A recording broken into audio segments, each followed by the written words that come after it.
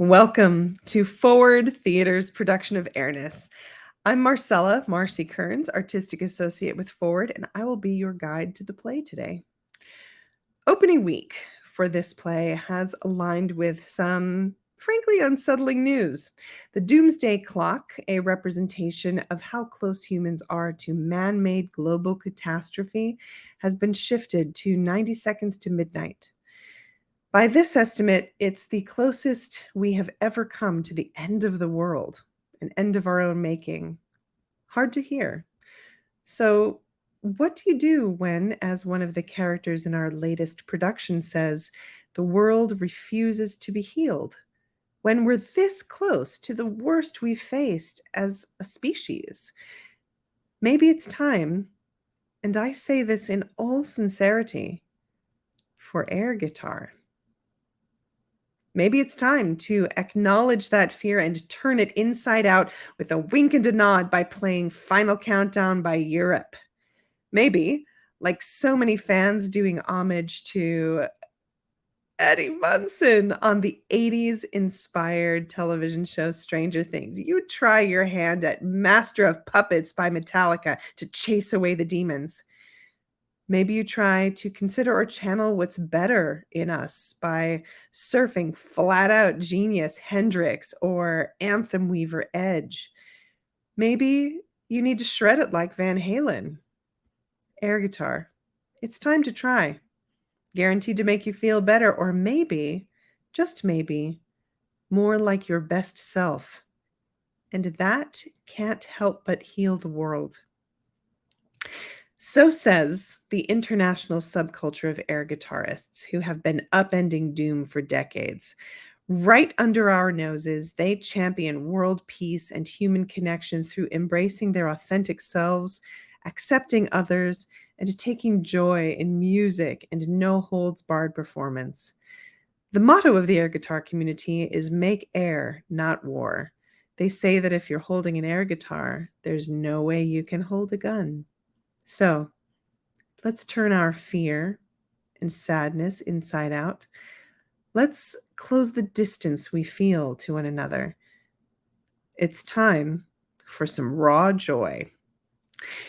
What you're going to see at Forward today is a little unorthodox, a backstage peek into the world of competitive air guitar, its structure, and its deeply human, deeply collaborative tenets.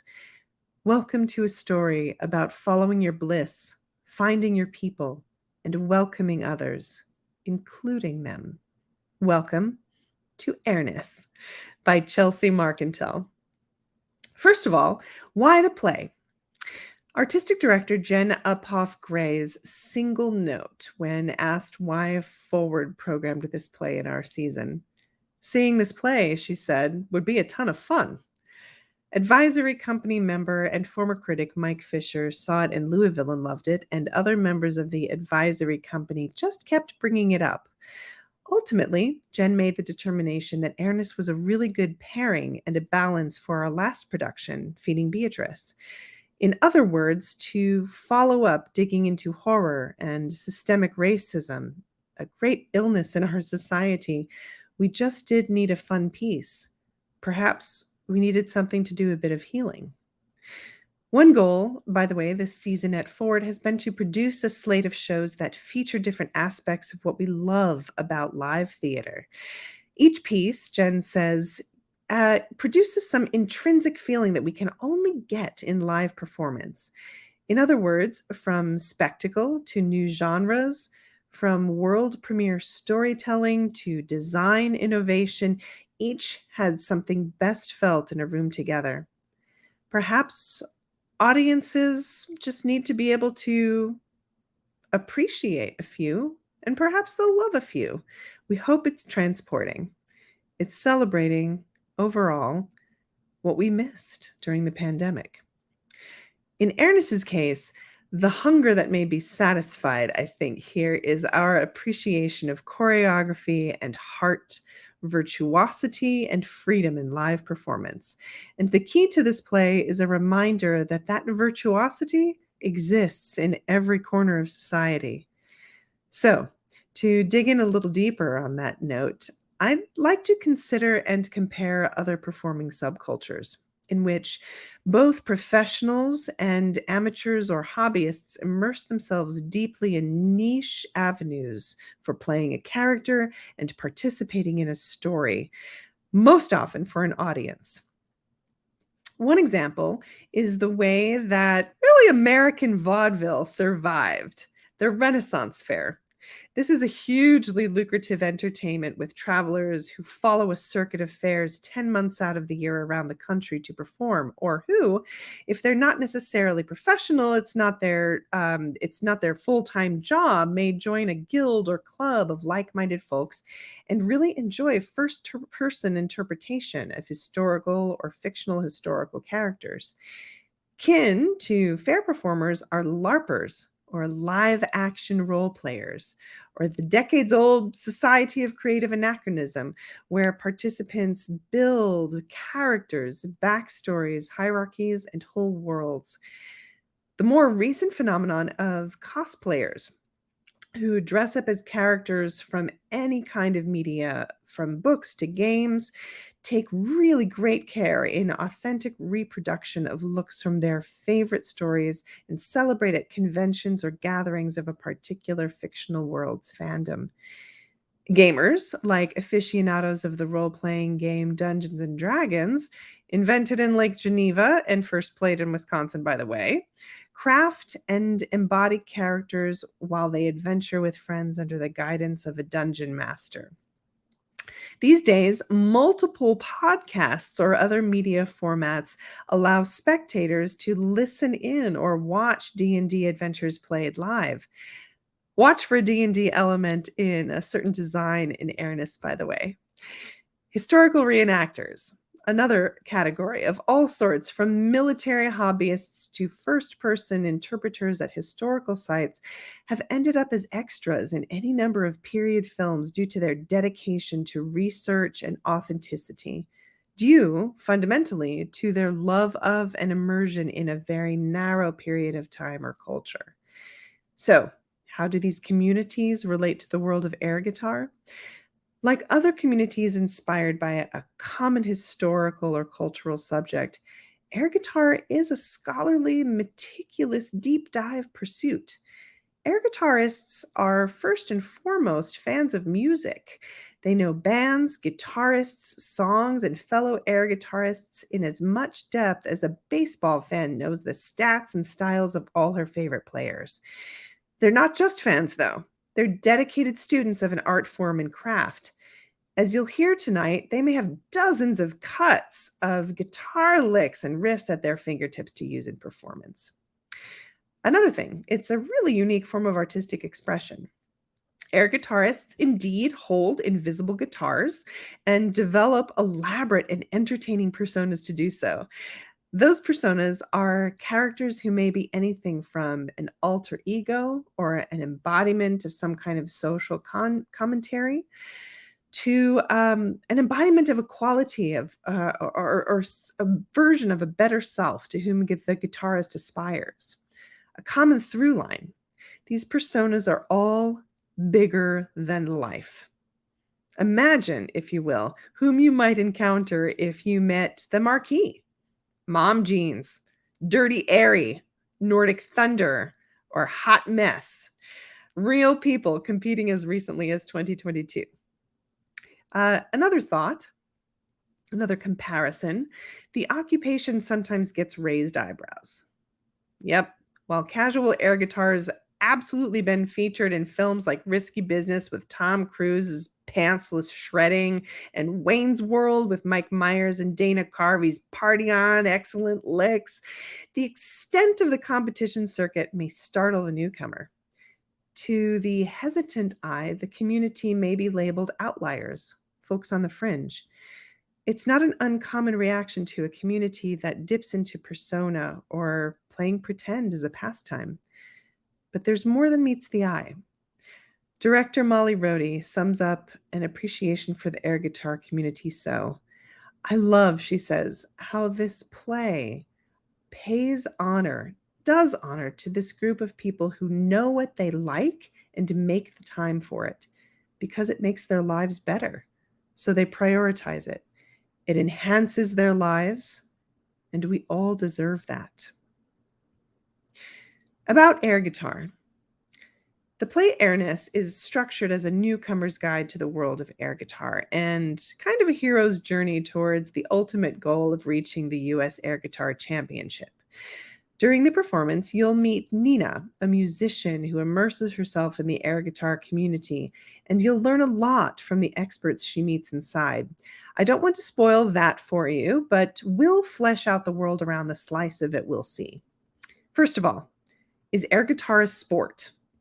My answer to that is define sport. Air guitar is pretty physical. It's dance, it's movement, and it's community. For competition, an air guitarist prepares and performs a 1-minute cut of a song of their choice. For the play, permissions to use several 1-minute cuts of several songs are granted, so you may hear some of your favorite riffs tonight. Listen for them. U.S. Air Guitar, the official air guitar association of the United States, runs regional and final events and has been doing so for decades. 2022, in fact, was the 20th U.S. Air Guitar Championships, which happened to take place in Portland, Oregon. The winner of the 2022 U.S. Championships was Rachel Hot Mess Sinclair, who was in her 5th appearance at Nationals.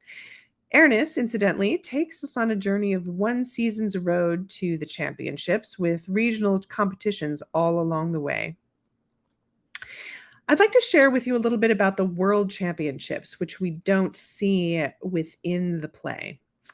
Top winners from individual nations converge annually on the Air Guitar World Championships in Oulu, Finland, where they've been held since 1996. The goal? Wars will end, climate change will stop, and all bad things will vanish when all the people in the world play the air guitar. The most important rule of the event: anyone taking a stand against world peace must be ordered to pick up an air guitar and allow himself to get carried away by music. For we all know that no one can spread evil by playing air guitar. In 2022, it had been 3 years since folks had gathered for the championship due to the pandemic. Competitors and spectators in Oulu were thrilled to be back in person.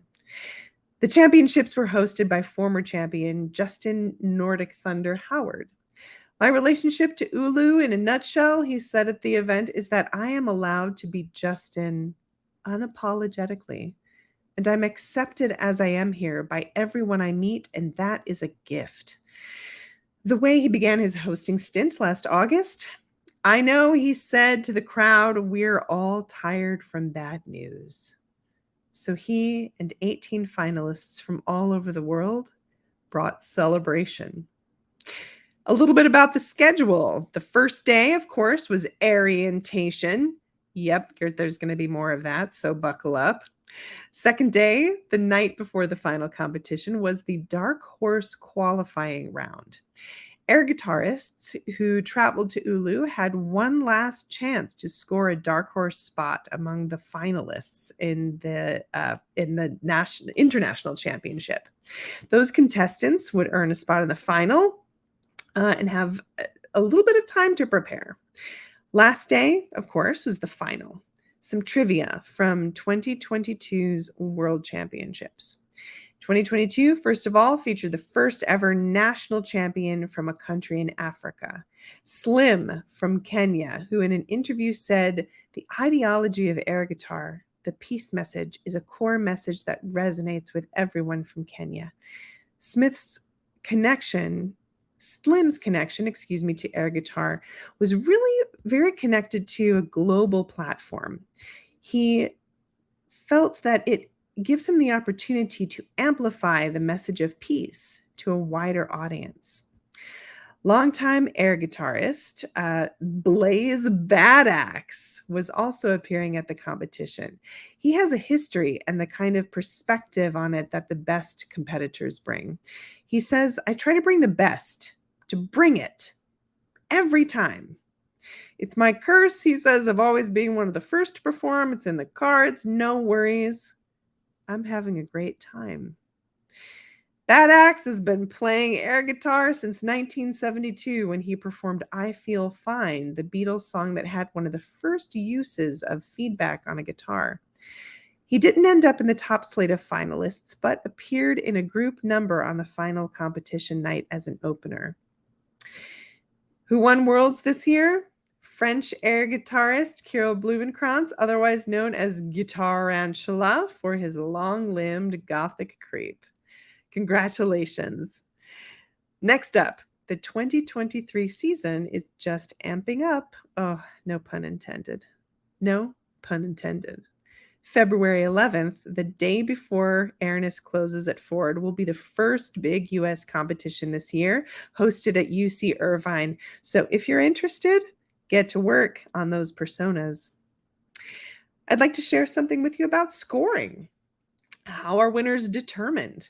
Air guitar is scored not unlike ice skating competitions. In ice skating, technical scores are added to program components like skating skills, transitions, and performance, an intellectual and emotional connection to the music to determine a winner.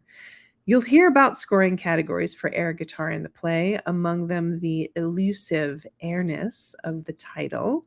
All are a mix of technical skill and presence components. Some more vocabulary.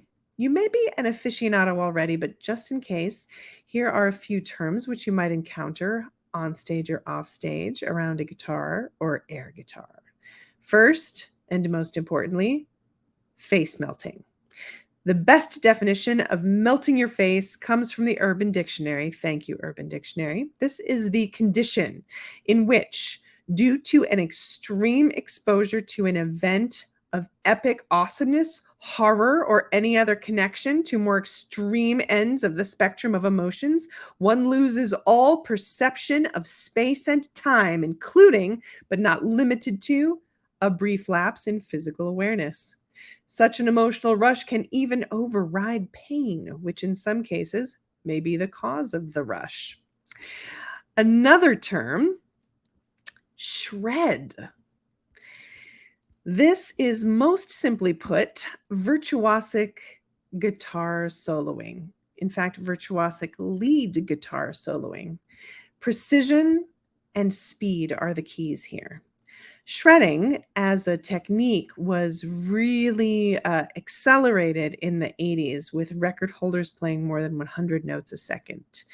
One definition encapsulates how we most often use the term now, so I'd like to share that with you. It's also how it's used in the play. The terminology used for someone who can play an instrument and has such a tremendous amount of technique that what they do just seems completely effortless and absurd. Effortless and absurd. It's like this burst of energy that just comes out in extremely fast, tearing kind of playing where the notes actually connect. Shred has to have a particular kind of tide to it, I think, that actually gives you that blow away factor that makes it impressive. One more term, you're going to love this, the master of ceremonies. You might not actually hear this term out loud in the play, but it is exactly what you may think. Tonight, you'll see local actor Jess Schuknecht embody a series of hosts at various air guitar competitions around the U.S., a master of ceremonies extraordinaire. A little now about Airness and the ideas behind the play. Playwright Chelsea Marcantel really deliberately turns her writer's lens on niche groups of humans, examining them in their own spheres and seeking to find what we may have in common with them. Though the play itself is a yellow brick road through a wild, weird, and joyous, joyous world, what's behind the bar and performance scenes are some big ideas which anchor the structure. To explore them, I'd like to associate here the thoughts and words of two artists and observers of art, critic Dave Hickey and the municipal jester of the city of Milwaukee, Anne Elizabeth Shapira, otherwise known as DJ Fool. First idea, making art is by the people. In Hickey's book, Air Guitar, Essays on Art and Democracy, Hickey discusses the work of the critic as something as ephemeral as playing air guitar, and of art having nothing more nor less than how we value it. But something about Marcantel's microscope on this niche community rings in words Hickey wrote 2 decades before her play was produced. This world would be fine, he says, too, and possible if art were nothing more than the production of sanctioned professionals, but it is more, and less as well. It is a mode of social discourse, a participatory republic, an accumulation of small, fragile social connections that provide the binding agent of fugitive communities. It is made in small places and flourishes in environments only slightly less intimate. In his essay, Frivolity and Unction, in which he poses that separating art from any intrinsic value actually offers untold freedom to create, he writes, so, consider for a moment the enormous benefit that would accrue to us all if art were considered bad, silly, and frivolous. Imagine the lightness we would feel if this burden of hypocrisy were lifted from our shoulders, the sheer joy of it. We could just say, okay, you're right. Art is bad, silly, and frivolous. So what? Rock and roll is bad, silly, and frivolous. Movies are bad, silly, and frivolous. Basketball is bad, silly, and frivolous. Next question. Wouldn't that open up the options a little for something really super? In Airness, you'll see the human cost of connecting art to commercial value, their particular art, I should say. You'll also hear how outsiders value or don't value their art form, and worse, the humans who partake in the pastime. Hickey and the air guitar community's answer to detractors and those who want to put a price tag on it, however, so what? Hickey continues, imagining the evolution of a visual art movement vigorous and unencumbered by the judgment of arbiters of value or class may just as easily be speaking about this ultra accepting, embracing the weird performance medium. Here's what he says. So, I'll tell you what I would like. I would like some bad acting and wrong thinking. I would like to see some art that is courageously silly and frivolous, that cannot be construed as anything else. I would like a bunch of 23-year-old troublemakers to become so enthusiastic, so noisy, and so involved in some stupid, seductive, destructive brand of visual culture that I would feel called upon to rise up in righteous indignation, spewing vitriol to bemoan the arrogance and self-indulgence of the younger generation and all its artifacts. And that leads me to the third big idea, connection to audience. You'll hear in the play how essential audience is to the art of air guitar. It's the why. For this, I'd like to turn to Schapera and her work on modern street theater. Making art is for the people. Schapera is inspired by the work of Augusto Boal, whose Theater of the Oppressed sought to empower those who feel disenfranchised. She summarizes his work so. Modern audiences, Boal points out, are made of people who feel powerless, isolated, insecure, and alone. Boal's interactive players are called jokers, which, as you can well imagine, I like a great deal. And his jokers interact directly with the spectators, who are transformed into what he called spect-actors. The audience, now part of the show, has a direct impact on the outcome of the action. They and the jokers don't merely experience the outrushing feelings of catharsis, they experience synthesis. Everyone in the play, everyone in the space changes through getting to experience what it's like to be powerful, to be strong, to be confident, to be elevated in social status, to be included. And by participating in this action, they get to see what it feels like to make choices, take action, affect situations. She continues that working street theater, the kind of work you may see at a Carnivale or Mardi Gras celebration, a farmer's market, or a Renaissance fair, doesn't necessarily mean that you become a warrior activist for social justice. But what the work demands is inclusion and elevation of the audience, acknowledgement of and active reaching out to those for whom a performer is entertaining. She says, "You don't know who's going to come through the gate every day. You don't know how lonely they are. You don't know how powerless they feel. You don't know how invisible they think themselves or how hideous. You don't know how cut off they feel despite the planet being more crowded than ever. You don't know."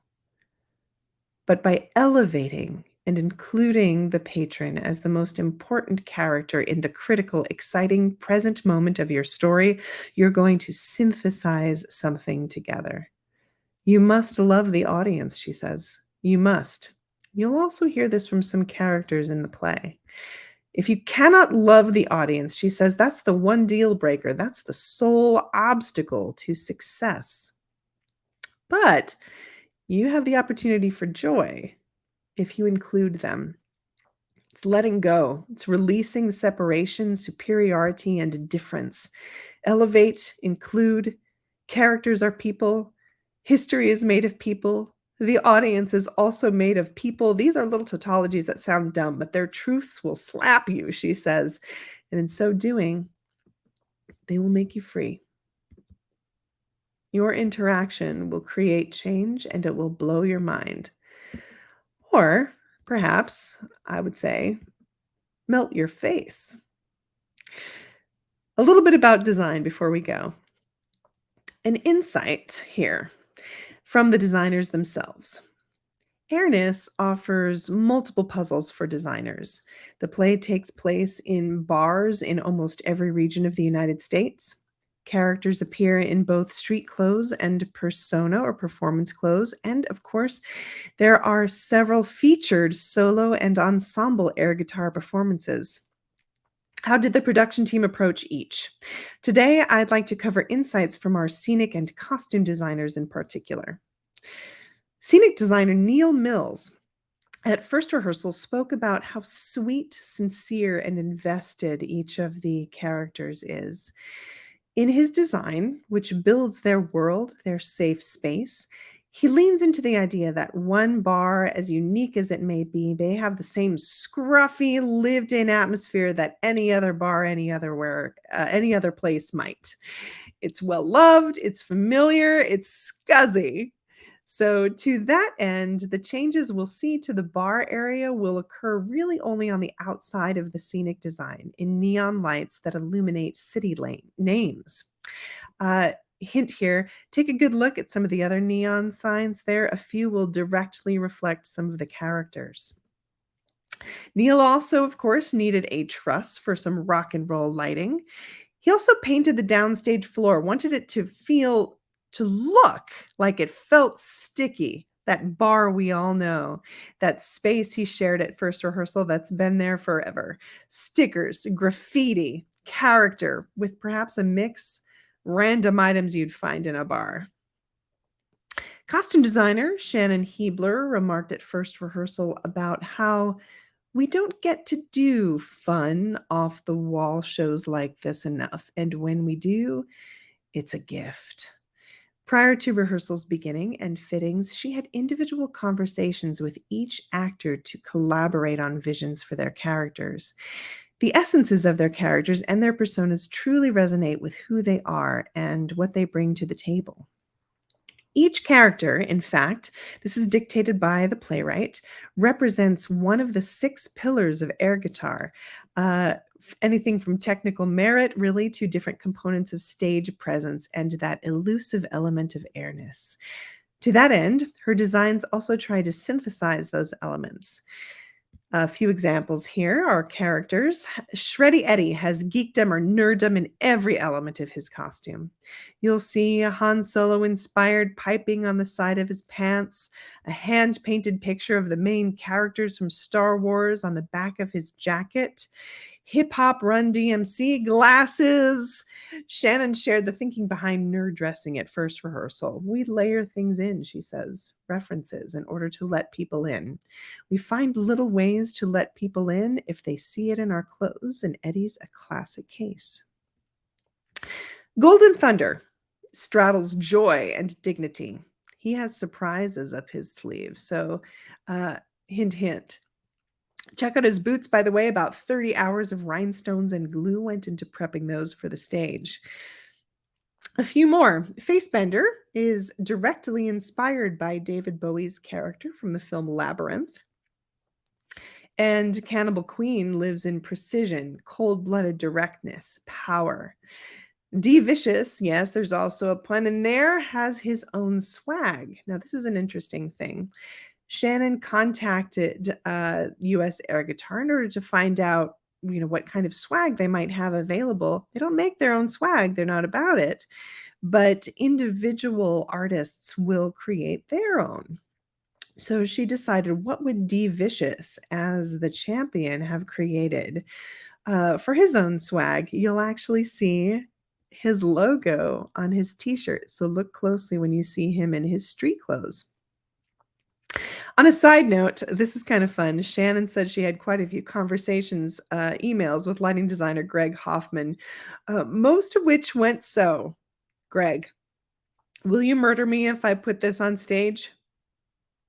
We'll see. I think she's survived the lights and the sparkle. I hope so in any case. A bit about the cast, too, before we take you away for the day. Forward Advisory Company members Nadja Simmonds and Josh Krause take the stage alongside Forward veteran Marcus Truschinski, who's also a company member at APT. Making their main stage debut here are Ashley Oviedo, Joe Picchetti, and Jess Schuknecht, though Jess has been featured in a monologue festival at Forward at the very least and is no stranger to Forward and the Overture. Both Ashley and Joe join us from their most frequent place of work, Milwaukee. I'd like also to share a little bit about Chelsea Marcantel herself. She's an LA-based artist, a playwright, director, and collaborator, in her own words, who has worked in multiple geographies across the United States. Some of her prominent other titles include Tiny Houses, Everything is Wonderful, and A White Girl's Guide to International Terrorism. She's also recently received the Richard Rogers Award for Musical Theater for her collaboration on The Monster, a modern-day reimagining of Frankenstein. Airness itself won the 2018 M. Elizabeth Osborne New Play Award and American Critics Theater Association Award, which goes to playwrights whose work has been seen regionally but has not yet really achieved prominence at more major venues. In a Cleveland Playhouse interview, Marcantel says that if there's a theme or a guiding principle throughout her work, it's the idea that she likes to write about humans as small group primates. She likes to find little groups of people, she says, outside the mainstream of American society and find out everything I can about their value systems, and then try to think about what would happen if they were confronted by a problem that the value system didn't have an answer for. She says she looks for humor, honesty, and humanity in these small groups, hoping both to illuminate something we may not have known about them and to discover something that we may have in common. In conclusion, I would like to remind you of that association to Dave Hickey, who distinguishes between audience and spectators in his essays, and his words really ring true for the community of makers we're going to visit tonight in Airness. Remember this: the world would be fine, too, and possible if art were nothing more than the production of sanctioned professionals. But it is more, and less as well. It is made in small places and flourishes in environments only slightly less intimate. We're so glad that you're a part of our community, our own place, our own environment. Thank you for joining us. Oh, and hot tip, don't be afraid to make noise. Make some noise when you enter the Playhouse today.